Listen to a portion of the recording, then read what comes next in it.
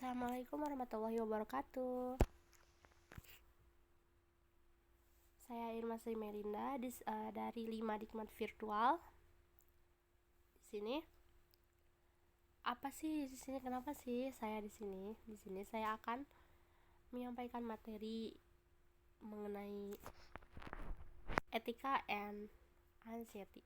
Okay? Hello and welcome in the material ethics and anxiety atau etika dan anxiety, kecemasan. Nah, sebelum masuk ke materi, kita ngobrol-ngobrol dulu ya lah ya.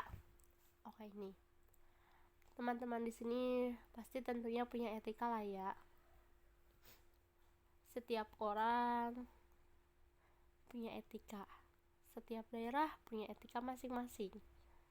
Etika setiap orang, etika setiap daerah, etika setiap perkembangan zaman itu akan berbeda-beda. Tentunya etika di tahun sekarang dengan di tahun yang lalu pun berbeda. Etika si A dengan si B pun berbeda. Dan untuk anxiety-nya nih, teman-teman di sini ada yang pernah terkena anxiety enggak nih? Beda ya anxiety dengan kecemasan. Kalau kecemasan itu kan hanya sekedar cemas, semua orang pernah merasakan gitu. Kalau anxiety ini tuh terlalu berlebihan cemasnya. Oke, kita simak aja nih ya. Oh iya, jangan lupa, aku mau ngingetin dulu nih, jangan lupa subscribe, comment, like, and share. Oke, kita masuk ke materi yang pertama, etika. Etika adalah konsep penilaian sifat kebenaran atau kebaikan dari tindakan sosial berdasarkan kepada tradisi yang dimiliki oleh individu maupun kelompok. Jadi maksudnya di sini etika itu penilaian kebenaran atau kebaikan dari lingkungan sekitar. Tentunya yang dimiliki oleh masing-masing orang atau yang dimiliki oleh sekelompok orang. Yang didasarkan terhadap tradisi yang ada di daerah setempat itu, adat istiadat yang ada di tempat itu.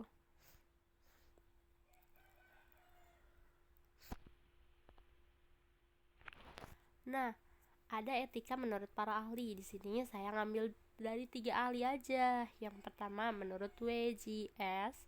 Purwadarminto. Etika merupakan studi tentang prinsip-prinsip moralitas.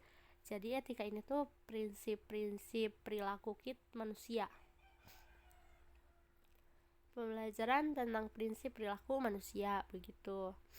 Menurut K. Bertens, etika adalah nilai-nilai dan norma-norma moral yang menjadi pegangan bagi seseorang atau kelompok dalam mengatur perilaku.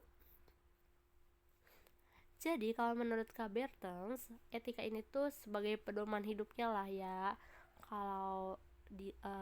Kalau secara negaranya, etika itu tuh kayak Pancasila gitu. Kalau kayak dilihat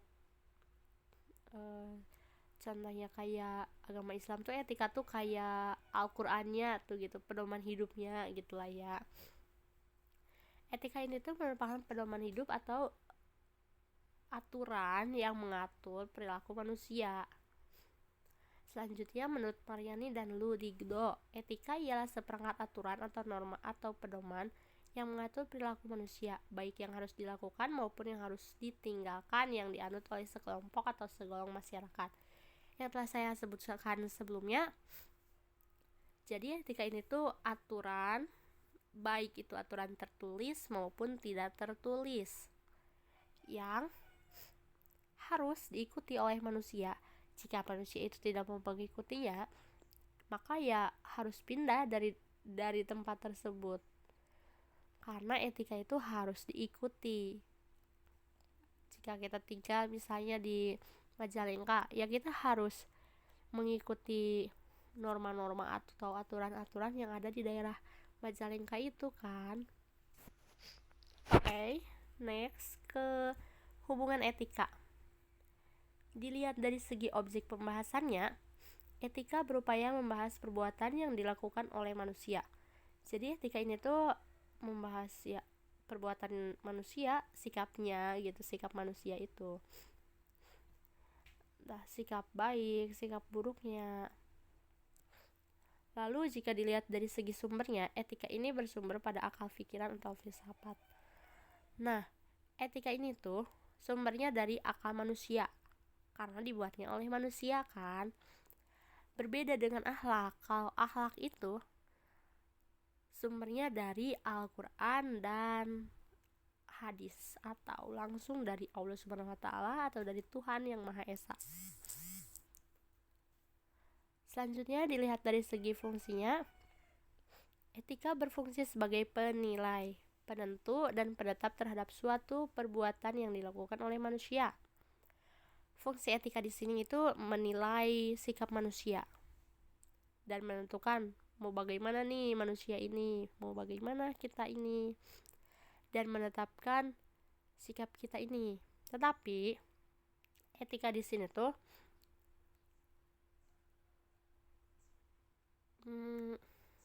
etika ini tuh bisa berubah-ubah, tadi kata aku begitu.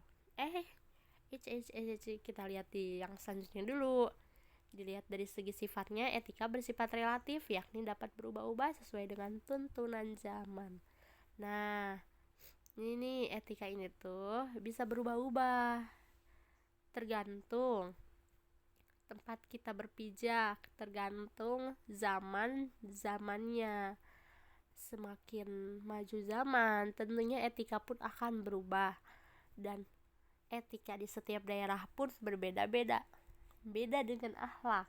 Kalau akhlak tuh tidak dapat berubah karena sudah hakiki tertanam di dalam diri manusia itu sejak lahir.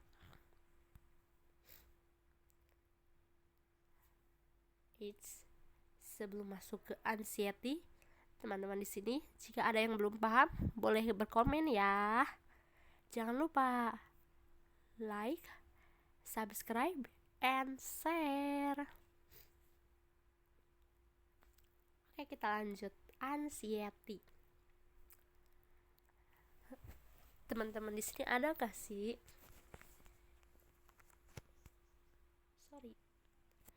Next, anxiety. Teman-teman di sini ada gak sih yang pernah gitu ada di fase ketika merasakan anxiety ini? Boleh nih sharing-sharing di kolom komentar gimana sih rasanya ketika ada di fase anxiety ini. Bisa lah ya kita bertukar pikiran gitu, siapa tahu kan ada teman-teman di sini yang lagi nyari-nyari solusi gitu. Oke, kita lanjut. Anxiety. Rasa cemas atau anxiety merupakan perasaan yang timbul ketika seseorang punya rasa khawatir yang berlebih, tegang, takut, dan semacamnya terhadap sesuatu. Nah, rasa cemas yang biasa tentunya sering dirasakan oleh semua manusia, semua orang. Tetapi anxiety ini, rasa cemasnya itu, khawatirnya itu, tegangnya itu, takutnya itu berlebihan banget, teman-teman. Takut terhadap sesuatu, baik itu dari hal yang kecil maupun hal yang besar. Itu apapun itu selalu ditakuti begitu. Yang tadinya tidak takut, yang tadinya dia pemberani nih ya, ketika ada di fase anxiety, dia akan takut, akan menjadi si penakut ini. Oke, next ke anxiety menurut beberapa pandangan. Saya ambil 2 pandangan nih. Dilansir dari Healthline, anxiety adalah respon alami tubuh terhadap stres. Kondisi ini merupakan perwujudan dari perasaan takut atau khawatir tentang apa yang akan datang. Jadi, respon anxiety ini respon ketika kita benar-benar stres banget gitu, hampir mendekati depresi ya kan. Perwujudan dari rasa takut atau khawatir, tapi yang di masa yang akan datang. Misalnya takut anaknya menjadi orang yang tidak sukses, takut gagal meraih mimpi kita gitu. Nah, kata psikiater Gabriela Bezerra de Menezes, seorang peneliti di Universitas Federal Rio de Janeiro (UFRJ), kecemasan atau anxiety ialah hal yang umum dirasakan banyak orang di seluruh dunia. Jadi anxiety ini wajar lah ya, kalau menurut Gabriela Bezerra de Menezes itu hal yang wajar dirasakan oleh semua manusia di seluruh dunia, siapapun itu. Next, jenis-jenis anxiety-nya nih. Yang pertama, generalized anxiety disorder. Seseorang yang menderita gangguan kecemasan umum bisa merasa khawatir atau cemas berlebih secara terus-menerus terhadap berbagai hal. Cemasnya tuh terus-menerus setiap hari, terus, gak ada hentinya dia tuh merasa cemas, merasa khawatir.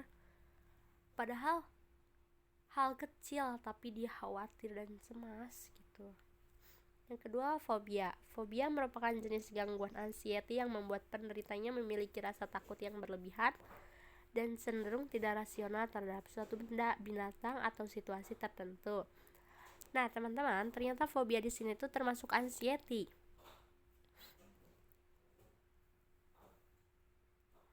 Misalnya yang fobia kucing, nah berarti dia menderita anxiety. Yang fobia bulat-bulat tuh yang kayak gitu, dan fobia balon. Ya, kalau kayak gini mah aku juga fobia. Iya, kalau fobia disebut fobia, iya, aku fobianya fobia balon sama fobia styrofoam. Kalau digesek-gesek sih styrofoamnya gitu, kalau dimainin gitu, balonnya juga kalau dimainin berasa ngilu gitu. Next, fobia sosial. Penderita fobia ini selalu merasa diawasi dan dinilai oleh orang lain, serta takut atau merasa malu secara berlebihan saat berada di keramaian. Nah, ini sih orang introvert. Dia tuh yang fobia terhadap keramaian. Jadi nyamannya itu ketika menyendiri, ketika tidak ada orang lain. Jadi yang jarang bersosialisasi kalau yang seperti ini. Karena kalau dia bersosialisasi, dia tuh merasa diawasi terus sama orang lain tuh. Begitu, teman-teman. Yang keempat, PTSD, Post Traumatic Stress Disorder. Gangguan stres pasca trauma atau PTSD dapat muncul pada seseorang yang pernah mengalami kejadian traumatis atau berada di situasi berbahaya yang mengancam nyawanya. Gangguan ini dialami oleh seseorang yang misalnya pernah koma atau pernah terkena COVID-19. Begitu. Yang kelima, gangguan panik. Penderita gangguan panik yang bisa merasa takut atau panik tanpa alasan yang jelas. Wah, dia tuh yang panik tapi nggak tahu penyebabnya apa gitu, hatinya nggak tenang, ya panik aja gitu, tapi paniknya itu nggak tahu tanpa sebab gitu. Gangguan obsesif kompulsif atau OCD. Orang yang menderita gangguan OCD memiliki kecenderungan untuk melakukan sesuatu secara berulang-ulang untuk meringankan rasa cemas yang berasal dari pikirannya sendiri. Jadi gangguan ini tuh dia itu sering ngelakuin hal secara berulang, misalnya kayak olahraga kecil secara berulang-ulang. Kenapa sih? Ya untuk menghilangkan rasa cemasnya itu. Oke. Next, apa aja sih gejala anxiety? Kita simak di sini nih. Yang pertama, gugup, gelisah, dan tegang. Dia yang menderita anxiety ini dia pasti gugup, gelisah, dan tegang. Hatinya tidak tenang. Begitu. Yang kedua, detak jantungnya cepat, seperti orang yang habis lari maraton. Napasnya cepat, sama seperti orang yang habis lari maraton. Napasnya tidak tenang. sulit konsentrasi. Nah, untuk teman-teman yang terkena anxiety ini, dia akan sulit konsentrasi, akan hilang fokusnya. Yang kelima, tubuh terasa lemas. Dari kepala sampai ke kaki, tubuhnya akan lemas dan dia sulit untuk bangun, bahkan untuk jalan pun dia sulit gitu. Yang keenam, banyak berkeringat. Dia banyak sekali mengeluarkan keringat, tapi bukan keringat sehat yang dia keluarkan itu, tapi keringat tidak baik. Yang terakhir, insomnia. Dia yang mengalami anxiety, dia akan insomnia, sulit untuk tidur. Next, cara mengatasi anxiety. Mencukupi waktu tidur dan istirahat. Tidurlah, istirahatlah yang cukup, 7 jam, 8 jam, 9 jam. Nah, itu cukup untuk mengatasi anxiety. Lalu membatasi minuman kafein dan alkohol. Nah, buat teman-teman yang suka minum kopi, suka minum yang beralkohol, misalnya kayak Fanta, Coca-Cola, coba deh berhenti dulu minum itunya. Next, mengurangi stres dengan mencoba teknik relaksasi. Ya, misalnya meditasi gitu, menenangkan diri, nggak perlu jauh-jauh ke tempat sepi sih sebenarnya, ke alam kayak ke Bandung, nggak perlu jauh-jauh sih sebenarnya. Cukup di kamar menyendiri gitu, itu udah cukup. Next, berolahraga secara teratur. Misalnya kayak minimalnya bersepeda lah ya, bersepeda dengan jarak 500 meter misalnya setiap pagi, karena matahari pagi bagus kan buat kesehatan kita juga. Boleh tuh dicoba. Bertukar pikiran atau curhat dengan teman. Jadi kalau ada problem, cobalah ya cerita ke temennya, minta solusi lah ke temennya gitu. Terus buat orang yang mendengarkannya, nggak boleh menjudge, nggak boleh kayak ih kamu mah gini lah, kamu baru segitu aja udah lemah, aku nih udah gini. Nah, nggak boleh membandingkan juga teman-teman. Yang mendengarkannya itu, kalau orang yang sedang bercerita tidak minta saran, cobalah dengarkan aja, cukup oh iya, udah cukup begitu aja, itu pun cukup gitu. Oke teman-teman, nah materinya sudah selesai.